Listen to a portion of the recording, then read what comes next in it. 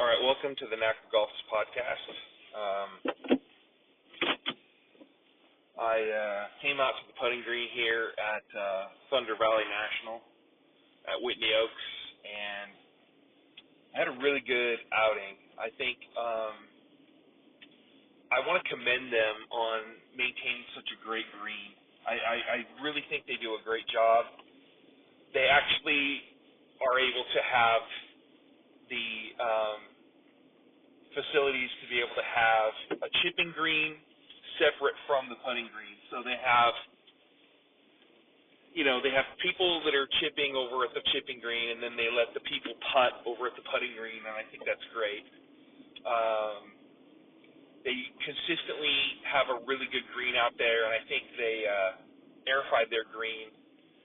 It had to be, I don't know, it was this month, I would think, maybe a couple weeks ago. And I have to say that the green has fully filled in, and it's ready for the winter. And I don't really know what else to say other than it really rolls well, and the cups are always cut really well, and they really do a great job. And I went out there and I filmed some footage of me putting on the green with like 4 different putters. And there's this one sort of putt that I always try to make, and I made 2 of them tonight, or this afternoon. Well, it's night now, but it was basically I go out there on at sunset when it's cool, and this is sort of second weekend of October, and I had kind of a stressful day today, but I was able to come to this green and just be myself and just film uninhibitedly and I made these putts. They had to be at least 40 feet long, if not longer, and they were sort of downhill left to right putts that I've always tried to make while filming, and I made 2 of them. One was with my Ping BZ8 putter, and I really like that. I added some lead tape to it down at the sort of where the shaft connects with the head, and it curves down at the bottom. It's one of those Ping BZ version putters that's known for that. And then I have this Founders Club milled Tour Tune putter that I really like. I really like the feel of it, and I haven't, I just haven't played this year. I've only had maybe like 2 or 3 outings this year, and I just can't believe that. And, looking back on this year, we're going into the fall, and, the year's not over. I could still try to go out and play, but, the timing of the outing and versus how long the sun's going to be up is a factor right now, because we got 3 months left in the year, and so, once the time changes at the end of this month, you're done trying to have a sort of, middle of the afternoon kind of a round and being able to finish. You have to probably tee off nowadays probably like noon or 1 o'clock to be able to get in there and out of there, being able to finish 18 holes in that amount of time. But I don't know. It's really cool. I used to play a lot more, and this year I just haven't because I'm sick and tired of commuting. But this Whitney Oaks golf course is a Johnny Miller design, and I played it. I think I may have played it 3 or 4 times, and I think it's a really good track, and they do a really good job. I think I met the superintendent a few years ago, and him and I had a brief conversation about stuff, and just what they do to keep the place going, and it's just a really good place. They have a really good driving range, although it's not night lighted, but it's still, for the time that you have during the day, it's beautiful surroundings, and it's sort of nestled in the sort of terrain of Rockland, California, and you got at the end of the day, you got deer coming in, starting to feed, whatever, chomping on the grass, whatever, and they do what they do, and it's just a sort of a natural place that's full of life and full of beautiful landscapes, and I really like it.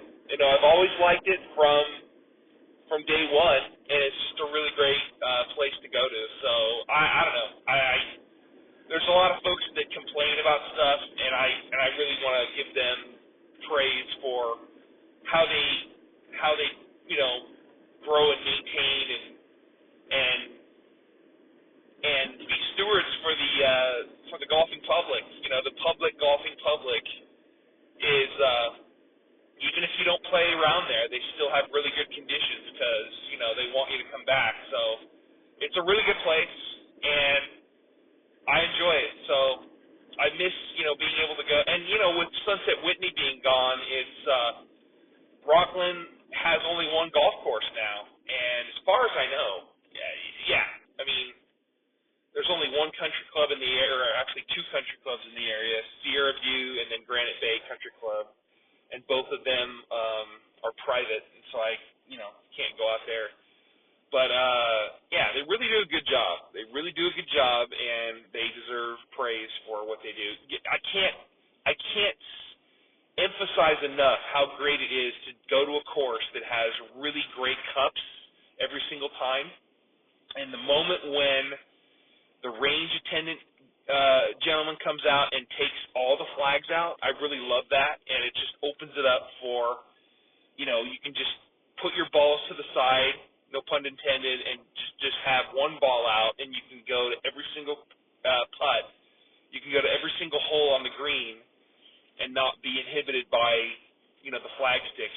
I love it when the ball falls in the hole. I just love that sound, and they use Parade cups, and Parade, in my opinion, is the best golf cup on the market to be able to, hear the ball go in and out of, So I love it, and it's a great place to go practice, and it's really good turf conditions, and the ball rolls really well and true, and it's really good. It's not too undulating. They used to have a Canadian Tour event there years ago that I never went to. I kind of feel bad that I didn't go to that. But if there ever is any sort of tournament that ever happens at Whitney Oaks again, I want to go see it. So, all right, so that's about it. I hope you're well, and hope you're enjoying October, and I'm going to have another putting video up on YouTube, on the Knacker Golf Podcast on YouTube, probably tonight, and hope you enjoy it. It's 4 different putters. I got this Ping BZ8 that is sort of a rare putter that I purchased off of eBay maybe a couple weeks ago, and it's a stainless steel head, but it's got really good length, and it's a 35.5-inch putter. And it's got the original grip on it, which I really like. It's the Ping 5 grip that I really like. And then I have my Ping B60 Brilliant Copper that I'm putting a lot better with. Because once, I got to emphasize again, another thing is that I'm doing the Scotty Scheffler grip, and where he takes the club up in the air and sort of makes sure that it's gripped every single time correctly, and then you're able to put it down on the ground, on the green, and make your stroke. It really helps me, and it really makes short putts a lot easier too. So if you're ever, not at all confident in your grip, the grip of the putter is so important, because you got to emphasize that if you're putting on the green with more than one ball, every single stroke you got to make sure that grip is intact, and you got to make sure your grip is holding the golf club properly. And what ends up happening is that I end up I got the toe up on it. I got all these putts on my video today of this sort of toe up Seve Ballesteros method of putting, and it's all because of how the club is gripped, and that is so important. So, and I'm not doing any sort of interlocking grip. I'm trying to grip it like Crenshaw, and I got a little story about Crenshaw.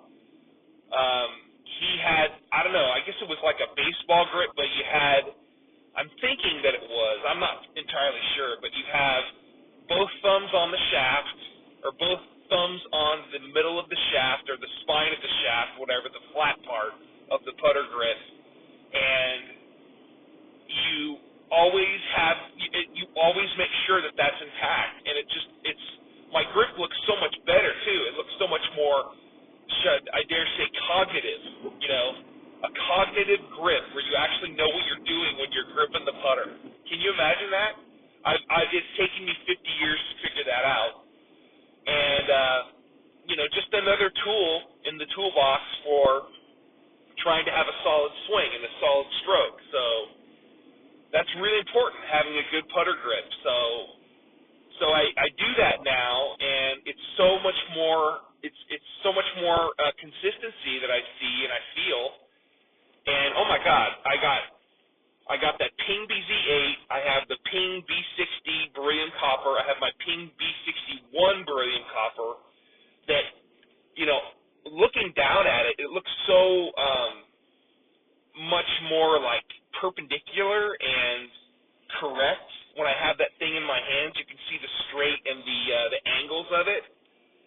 It's almost like you're looking at something that's completely perpendicular, where you're aiming up the ball to go to the hole, and you can actually see the line because you got the ball right in front of the sight line on the putter blade, and it just looks so much better, and it feels so much better too, and it's more consistent. You're able to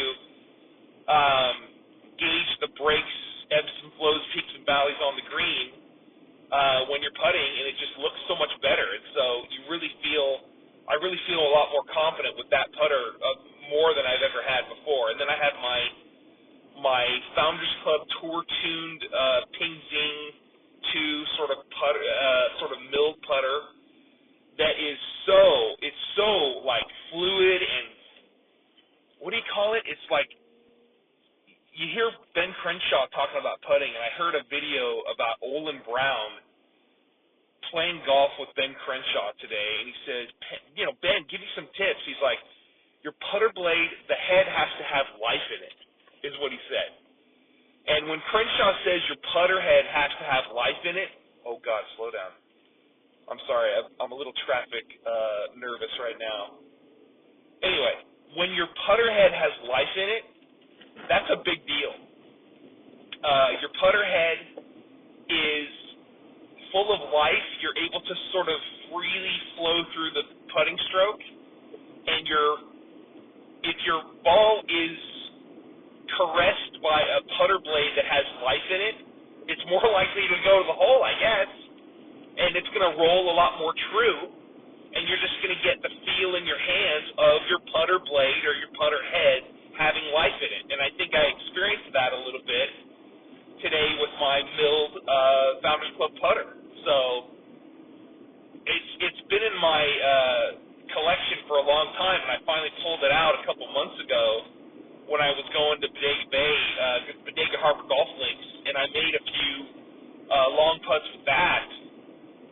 And once I decided to grip the putter where I'm not using any interlocking finger adjustments on the putter, I've been putting a lot better. And so I brought out my Face-It putter as well, and I didn't use it tonight, but I'm finding a little bit more success with the puttering. If the putter, and another great thing about that Founders Club is that it's heavy. I love a heavy putter, and it's I remember Lauren Roberts used to use a Cobra sort of Ping Zing version, sort of milled putter, and he was so famous for being a great putter, and he's always been a great putter when I've seen him. I'll never forget when he made I think it was a birdie at number 9 at Augusta National during the Masters, and it may have been in '95 when he made a birdie at 9. And the thing is that I think the pin, it was on Sunday, and so the pin was cut in its normal Sunday position, sort of in the middle of the green, because the whole idea of when those guys hit the ball onto that green, they want it to be long. They want it to go to the back of the green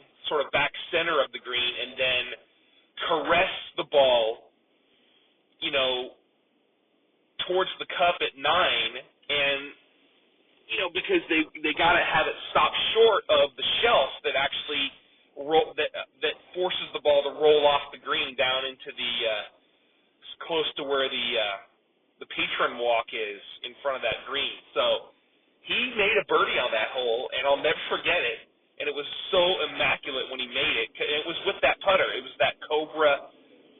It was the Cobra. What do you call it? The Ping Zing version milled putter. And he's always had that putter whenever I've seen him. I actually met him once at Riviera, and he's an unbelievable putter as well in his own right. And he won the he won an event in New Orleans, and I think he won the Nestle Invitational Arnold Palmer once. And I'm not entirely sure exactly what he's won, and he's played on the senior tour. But anyway, Lauren Roberts was a great putter. Ben Crenshaw was a great putter, and I might one of these days pull out my Wilson 8802 again and my bullseyes and see how they act when I'm putting, when I'm actually gripping the club properly. So anyway, enough rambling of me. I hope you enjoy your Saturday evening. It's a beautiful night here in Northern California, and it's nice and cool. It's 66 degrees. Hope you're doing well, and hope you're blessed, and I hope you are able to enjoy the rest of your weekend. All right, thanks so much for listening. This is the Knacker Golf Podcast on the Observant Ear Radio Network.